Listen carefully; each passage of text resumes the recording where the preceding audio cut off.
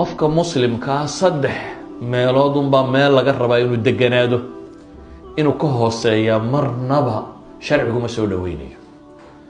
martabad iyada waxa gaadho oo qura dad gaar oo ilaahay doortay, waa martabatu liithaar.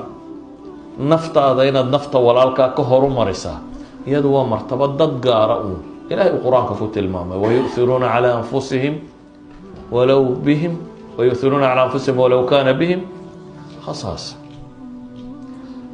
martabad labaad ayaa jirtoo ah walaalkaa waxaad naftaada la jeceshay inaad isna la jeclaato, an tuxiba liakhiika maa tuxibu linafsik. martabad ka hooseysaa jira labadaaba, waa tan aynu ka waramayno. waa qalbigaagu inuu caafimaad qabo, at least inaad bukin, ugu yaraan inaad ahayn qof cuqdad iyo ciil iyo cadho iyo xaasidnimo qaba, ugu yaraan inaad noqoto